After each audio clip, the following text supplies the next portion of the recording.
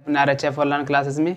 तो कैसे हो आप सभी। आज हम देखेंगे एल्कीन द्वारा हेलो एल्केन का निर्माण, मतलब एल्कीन द्वारा आज हम RX का निर्माण बनाना सीखेंगे। ठीक है, तो हमने पिछले लेक्चरों में हमने आपको बताया था कि एल्कीन द्वारा हम मार्कोनी-कॉफ के नियम से हम किस प्रकार से हम हेलो एल्केन अर्थात RX बना सकते हैं। ठीक है, तो अब क्या करते हैं, उसी रिएक्शन में आज हम कोई पेरोक्साइड यूज लेंगे। ठीक है, काम में क्या लेंगे, कोई पेरोक्साइड लेने वाले हैं। ठीक है, पेरोक्साइड लेने पर इस रिएक्शन का पैटर्न ही बदल जाता है।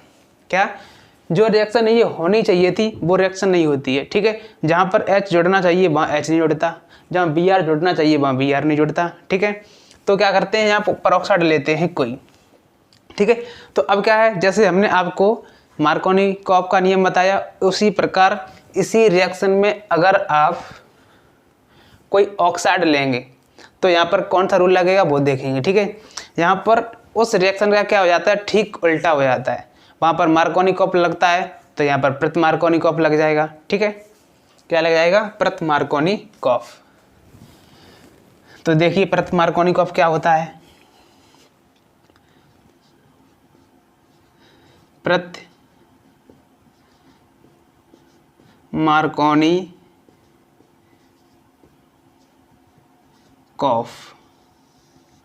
ठीक है, प्रत मार्कोनी-कॉफ ये क्या बोलता है। ठीक है, प्रत मार्कोनी-कॉफ नियम क्या बोलता है, ये बोलता है कि अब H वहाँ लगेगी जहाँ H कम है। ठीक है, H वहाँ जुड़ेगी जहाँ H कम है।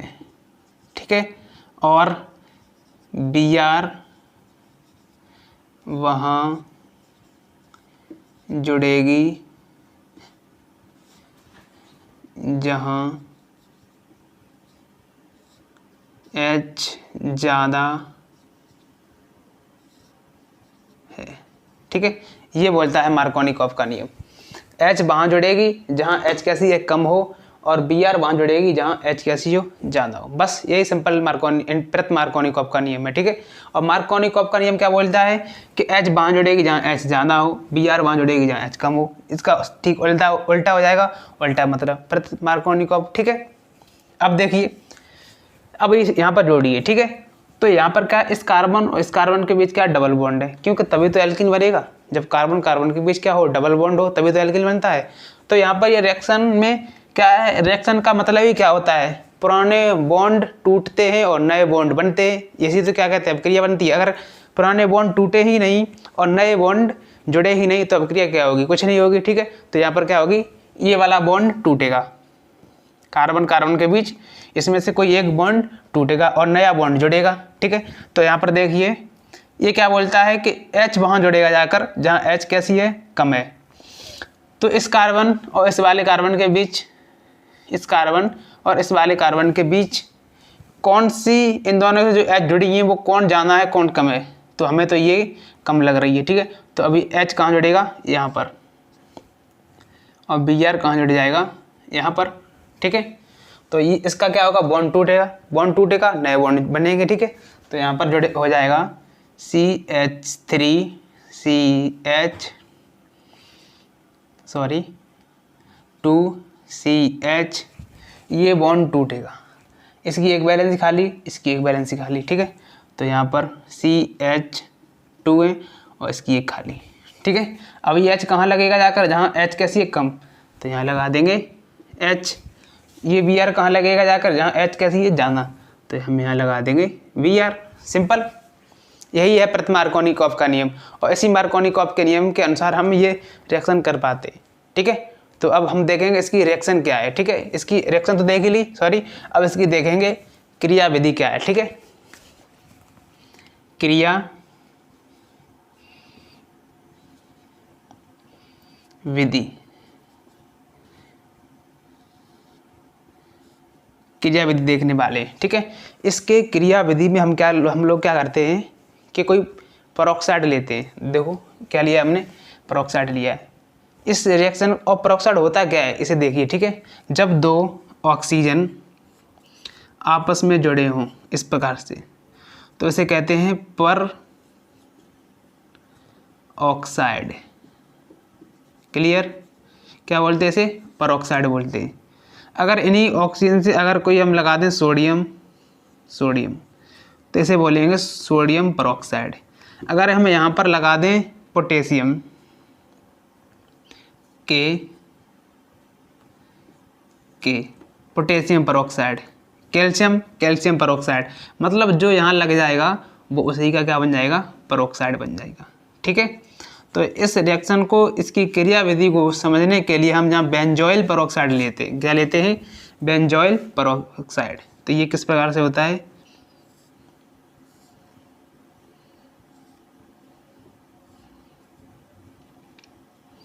इस प्रकार से, क्यों? दो ऑक्सीजन से जुड़ेगा। ठीक है, ये यहाँ जुड़ गया,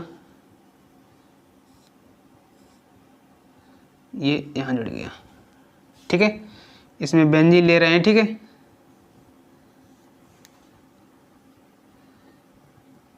ये इस प्रकार से। ठीक है, अब देखो जब इसमें कोई पेरोक्साइड काम में लेते हैं तो क्या होता है? पेरोक्साइड लेने पर इस रिएक्शन का क्या होता है ना, पैटर्न ही चेंज हो जाता है। ठीक है, तो यहाँ पर क्या होता है, इस ऑक्सीजन और इस ऑक्सीजन के बीच क्या बना है? एक बॉन्ड। ये बॉन्ड टूटेगा। बंध का टूटना कहलाता है बंध विखंडन या बंध का विदलन। ठीक है, अगर ये बॉन्ड बीच से टूटे और टूटने पर क्या करे, ये इलेक्ट्रॉन ऑक्सीजन का रखा है और ये इलेक्ट्रॉन इस वाला ऑक्सीजन का रखा है, ये इलेक्ट्रॉन उठकर इसी ऑक्सीजन के ऊपर पहुंच जाए तो इसे इस एरो के चिन्ह से दर्शाएंगे, और ये इलेक्ट्रॉन उठकर इस ऑक्सीजन के ऊपर पहुंच जाए तो इसे हम ऐसे दर्शाएंगे। ठीक है, मतलब इन दोनों ने क्या किया था कि एक एक इलेक्ट्रॉन रखे बॉन्ड बनाया था। अब क्या हुआ कि वो बॉन्ड बीच से टूट गया, और टूटने पर जो बनता है उसे बोलते हैं हम, या बंध के विखंडन पर जो बनता है उसे बोलते हैं मुक्त मूलक। ठीक है, तो यहाँ पर देखिए क्या बनेगा? मुक्त मूलक। तो यहाँ पर C double bond O oxygen, ये क्या बन गया? मुक्त मूलक। और जिस प्रकार इधर वाला भाग है उसी प्रकार दूसरा ये वाला भाग है, तो मतलब इस प्रकार के ठीक कितने बने? 2। तो यहाँ पर क्या लगा देंगे? 2। क्लियर? समझ में आया यहाँ तक? आगे बढ़े। ठीक है, अब देखिए, अब ये बना बेंजोइल पेरोक्साइड का मुक्त मूलक। अब क्या करेगा ये? फिर अभिक्रिया में आएगा काम। ठीक है, तो यहाँ से देखेंगे। ठीक है, तो ये फिर काम में आने वाला है।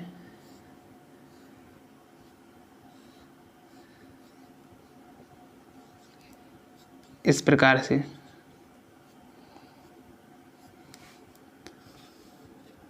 ये बन गया। ठीक है, अब क्या होता है यहाँ पर, ये ऑक्सीजन के पास एक पहले से इलेक्ट्रॉन रखा हुआ है, ये कार्बन बेंजीन का है, ये कार्बन C डबल बॉन्ड से जुड़ा हुआ है। ठीक है, अब ये कार्बन क्या करता है? इस बेंजीन को भगाता है अपने पास से।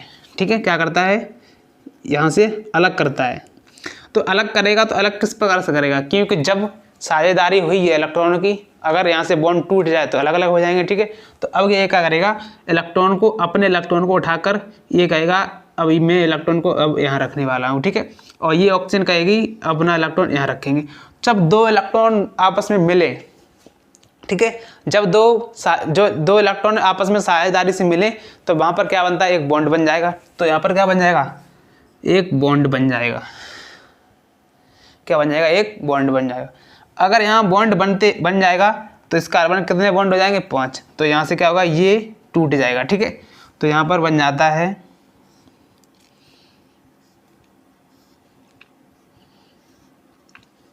इस कार्बन के, जो बेंजीन के ऊपर क्या है यहाँ पर कार्बन, इसके ऊपर क्या आ जाएगा? मुक्त मूलक। और ये इस वाले कार्बन ने अपना इलेक्ट्रॉन उठाकर कहाँ रख दिया? यहाँ पर।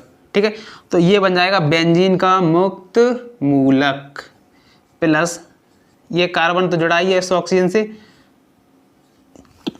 इसने अपना इलेक्ट्रॉन उठाकर कहाँ रख दिया? यहाँ पर रख दिया। इस ऑक्सीजन ने अपना इलेक्ट्रॉन उठाकर कहाँ रख दिया? यहाँ रख दिया। तो अब 2 इलेक्ट्रॉन मिलते ही क्या बन जाएगा? एक बॉन्ड बन जाएगा। ठीक है, तो इसे हम लिखेंगे CO2। अब ये बेंजीन क्या करेगा? बेंजीन का मुक्त मूलक बना है। ठीक है, अब ये बेंजीन जो तुमने HBr लिया है उससे अभिक्रिया करेगा। ठीक है, तो देखिए ये किस प्रकार से अभिक्रिया करेगा। बेंजीन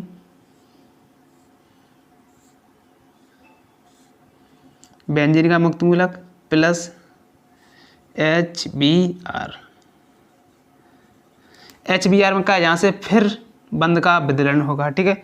ये इलेक्ट्रॉन उठ के कहाँ पहुँच जाएगा, इस वाले ब्रोमीन के पास, ये इलेक्ट्रॉन पहुँच जाएगा इस वाले ब्रोमीन के पास, ठीक है। तो यहाँ से क्या मिलेगा तुम्हें, एक हाइड्रोजन का मुक्त मूलक मिलेगा और एक ब्रोमीन का मुक्त मूलक बनेगा, ठीक है। अब जो हाइड्रोजन का मुक्त मूलक मिलेगा वो पहुँच जाएगा किसके पास, इस वाले बेंजीन के मुक्त मूलक के पास, ठीक है।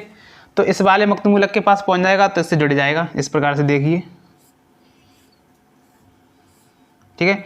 ये हाइड्रोजन, ये बेंजीन का मुक्त मूलक प्लस हाइड्रोजन का मुक्त मूलक, ये आपस में कैसे मिल सकते हैं, तो या बेंजीन से क्या जुड़ जाएगा, हाइड्रोजन। और आपने देखा है कि बेंजीन होता है, बेंजीन के प्रत्येक कार्बन पर एक एक हाइड्रोजन जुड़ा भी होता है, तो ये इस प्रकार से जुड़ जाएगा, ठीक है।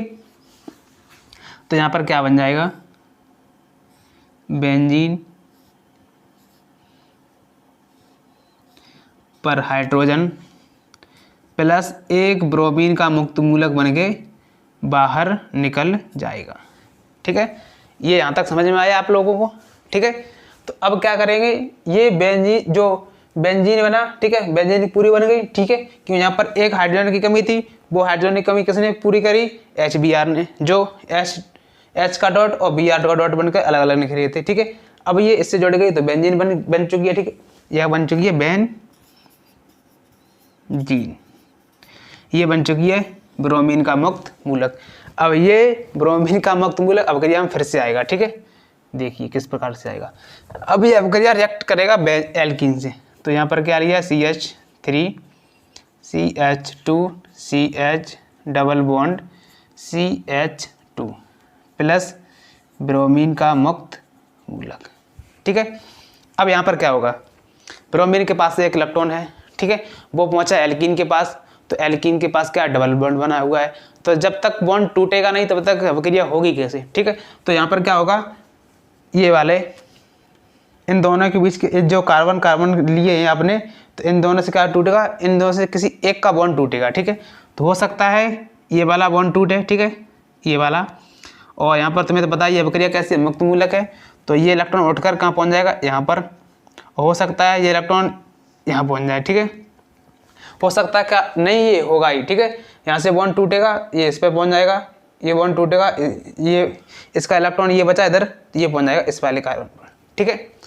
अब ये यहाँ पर दो कंडीशन बन सकती हैं, ठीक है, इस प्रकार से हो सकता है कि अब ब्रोमीन इस वाले कार्बन पर जुड़ जाए, इस वाले पर नहीं जुड़े, तो इस वाले पर क्या बन जाएगा, मुक्त मूलक बन जाएगा, ठीक है।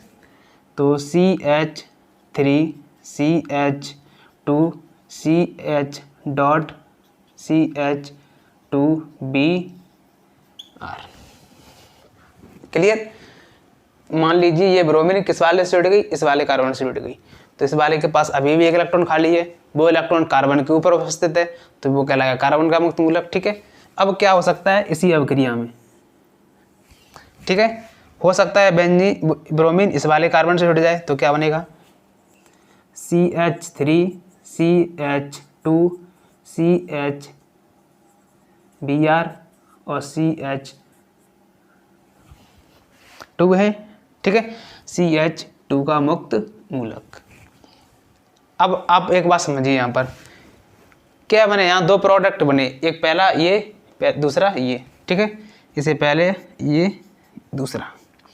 अब यहाँ पर हम कंफ्यूज हैं, हम कौन सा लें, पहला वाला लें या दूसरा वाला लें, ठीक है। तो इन दोनों में से हम वो लेंगे जो ज़्यादा स्थायी होगा, ठीक है, इन दोनों में से कौन सा लेंगे जो ज़्यादा स्थायी होगा, जो अभिक्रिया में ज़्यादा से ज़्यादा बनेगा, ठीक है। तो हम इस बात का कैसे पता लगाएंगे कि कौन सा ज़्यादा बनेगा कौन सा कम बनेगा, तो इसके लिए एक कॉन्सेप्ट है, ये देखिए, ठीक है, कॉन्सेप्ट, ठीक है। ये कॉन्सेप्ट क्या है, अगर कोई कार्बन है, उस कार्बन के ऊपर कोई इलेक्ट्रॉन रखा हुआ है उसका, और वो कार्बन किसी 3 कार्बन से आसानी से जुड़ा हुआ है, इस प्रकार से, ठीक है। इस प्रकार से अगर यहाँ पर इलेक्ट्रॉन है, अगर वो कार्बन किसी 2 कार्बन से जुड़ा हुआ है, ठीक है, देखते जाइए इसमें क्या किससे जुड़ेगा, 1 से, और हो सकता है ये ये किसी प्रत्येक एच से जुड़ा हो, ठीक है। तो यहाँ पर जिस कार्बन के ऊपर क्या है मुक्त मूलक, वो कार्बन 3 कार्बनों से जुड़ा है, तो ऐसे कार्बन को कहते हैं 3 डिग्री मुक्त मूलक। इसे हम कहेंगे 3 डिग्री मुक्त मूलक। अगर ऐसा कार्बन जिस पर इलेक्ट्रॉन हो, मुक्त मूलक हो, वो मुक्त मूलक किसी 2 कार्बनों से जुड़ा हो, तो उसे कहते हैं 2 डिग्री मुक्त मूलक। ऐसा कार्बन जिसके ऊपर एक मुक्त मूलक हो और वो किसी एक कार्बन से जुड़ा हो, तो इसे बोलते हैं 1 डिग्री मुक्त मूलक। इसे भी बोलते हैं, इन दोनों को बोलते हैं 1 डिग्री मुक्त मूलक। अब इन दोनों में सबसे ज़्यादा स्थायी कौन सा है, हम बता रहे हैं आपको। इनमें सबसे ज़्यादा 3 डिग्री मुक्त मूलक स्थायी। ये क्यों है, इसका जवाब देने के लिए पूरी क्लास कम पड़ जाएगी, ठीक है। तो ये समझिए, जो 3 डिग्री है वो ज़्यादा स्थायी है, ये 2 डिग्री है वो कम स्थायी है 3 डिग्री से। सबसे कम स्थायी कौन सा है यहाँ पर, 1 डिग्री है, ठीक है। तो इन दोनों में देखिए कौन ज़्यादा बना है, ठीक है। ऊपर वाला कौन सा है, ऐसा कार्बन जिस पर क्या है मुक्त मूलक, और वो कितने कार्बन से जुड़ा है, वो एक कार्बन इधर जुड़ा है, एक कार्बन इधर जुड़ा है, ठीक है।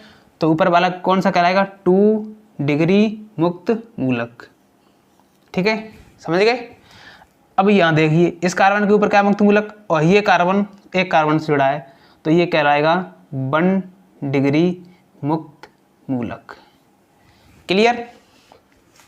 अब हम आपको बता ही चुके हैं कि 3 डिग्री, 2 डिग्री या 1 डिग्री में से सबसे ज़्यादा स्थायी कौन सा होता है, 3 डिग्री, फिर 2 डिग्री, फिर 1 डिग्री। अब लेकिन 2 डिग्री और 1 डिग्री आपके पास हो, तो सब उन दोनों में कौन सा ज़्यादा स्थायी होगा, 2 डिग्री। तो ऊपर वाला कैसा होगा, ज़्यादा स्थायी होगा, नीचे वाला कम स्थायी होगा, ठीक है। अब अवक्रिया में 2 डिग्री वाला आगे जाएगा, 1 डिग्री वाला वहीं की वहीं रह जाएगा, ठीक है। तो देखिए,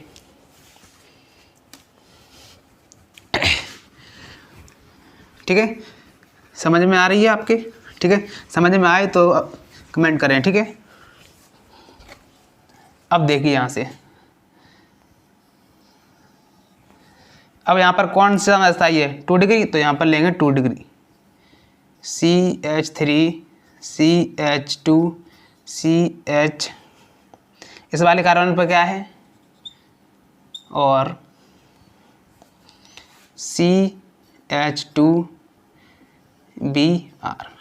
क्लियर, यहाँ तो समझे।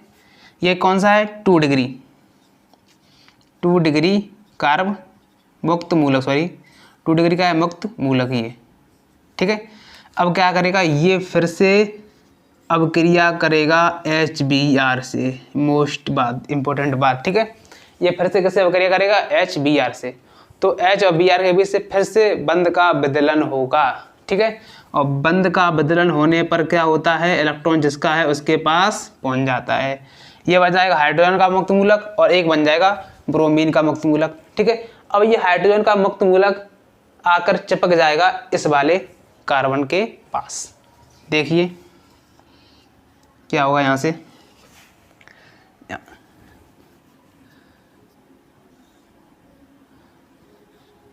ठीक है। अब देखिए यहाँ से CH3 CH2 CH और CH2, इस वाले कार्बन से क्या जोड़ी है, Br, और यहाँ पर क्या है मुक्त मूलक। अब ये हाइड्रोजन का मुक्त मूलक कैसे चिपक जाएगा, इस वाले हाइड्रोजन से। तो यहाँ पर क्या है, हाइड्रोजन का मुक्त मूलक, और 2 मुक्त मूलक मिलेंगे तो क्या बन जाएगा, एक बॉन्ड। तो यहाँ से क्या लगा देंगे, इस वाले कार्बन पर हम एक बॉन्ड लगा देंगे इस प्रकार से, समझिए। अब इस पूरी क्रियाविधि के बाद हमें क्या मिला, लास्ट में ये प्रोडक्ट मिला। अब इसे देखिए और इसे देखिए, क्या सेम ही है, हाँ जी सेम ही। Br बांध जोड़ी है जहाँ H जाना है, और H बांध जोड़ी आकर जहाँ H कम है। तो यही तो बोलता है प्रथमार्कोनिकॉफ, H बांध जोड़ेगी जहाँ H कम है, और Br बांध जोड़ेगी जहाँ H जाना है। तो ऐसा ही हुआ है यहाँ पर। तो अब यहाँ H कहाँ जुड़ी है, जहाँ पर H कम है, और Br कहाँ जुड़ी है, जहाँ H जाना है। क्लियर। तो एक बार हम फिर से समझते हैं, ठीक है। इस रिएक्शन में एल्कीन से हम क्या बना रहे हैं, हम RH, मतलब हेलो एल्केन। तो क्या करते हैं यहाँ पर हम HBr की एल्कीन की रिएक्शन कैसे कराते हैं, HBr, और इस स्थिति में लेंगे हम कोई पेरोक्साइड। पेरोक्साइड लेने पर ही प्रथमार्कोनिकॉफ का नियम लग जाएगा।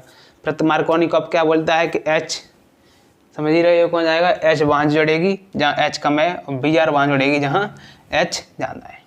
ठीक है, तो सबसे पहले हम पेरोक्साइड लेते हैं, इसमें बेंजोइल पेरोक्साइड लेते हैं। इस ऑक्सीजन और इस ऑक्सीजन के बीच क्या होगा, बंध का विदलन, तो 2 बेंजोइल पेरोक्साइड के मुक्त मूलक बनेंगे। ठीक है, वो मुक्त मूलक आपस में फिर मुक्त मूलक बनेंगे, टूटेंगे। ठीक है, तो ये वाला कार्बन यहाँ इलेक्ट्रॉन रखेगा और इस बेंजीन का मुक्त मूलक बनेगा उसे क्या कर देगा, बाहर निकाल देगा, यहाँ बन जाएगा CO2। अब ये बेंजीन HBr से पुनः अपक्रिया करेगी तो यहाँ से बेंजीन बन जाएगी, सॉरी यहाँ बेंजीन का मुक्त मूलक, फिर HBr से अपक्रिया करेगा, यहाँ बना लेगा बेंजीन का मुक्त मूलक, और यहाँ से क्या निकाल देगा, ब्रोमीन का मुक्त मूलक। ठीक है, अब ये ब्रोमीन का मुक्त मूलक एल्कीन के पास आएगा, इसका बॉन्ड तोड़ेगा, यहाँ कार्ब मुक्त मूलक बनाएगा, और यहाँ पर 2 केस बन रहे हैं, एक बार तो यहाँ से जुड़ सकता है ब्रोमीन और एक बार यहाँ से जुड़ सकता है। अब देखो मैंने दोनों कार्बन पर लगा के देखा, एक बार इस पर एक बार इससे, ऊपर वाले इस पर लगाया तो ये वाला बच गया, नीचे वाले में यहाँ पर लगाया तो ये वाला बच गया। अब लेकिन यहाँ पर कार्ब जो लगाया तो फिर बन गया यहाँ पर मुक्त मूलक, एक बना 2 डिग्री मुक्त मूलक, एक बना 1 डिग्री मुक्त मूलक। इन दोनों में सबसे ज़्यादा स्थायी कौन था 2 डिग्री मुक्त मूलक। ठीक है, अब इसके जाने आगे कौन जाएगा अपक्रिया में, 2 डिग्री मुक्त मूलक जाएगा। ठीक है, अब ये 2 डिग्री मुक्त मूलक फिर HBr से अपक्रिया करेगा। ठीक है, तो यहाँ से फिर विदलन होगा, H उठकर पहुँच जाएगा इस वाले मुक्त मूलक के पास और Br बाहर निकल जाएगा। ठीक है, Br कहाँ जाएगा, प्लस Br बाहर निकल जाएगा। ये Br फिर किसी एल्कीन के पास जाएगा, फिर ये प्रोसेस होगी और ये अपक्रिया आगे ऐसी ही होती रहेगी।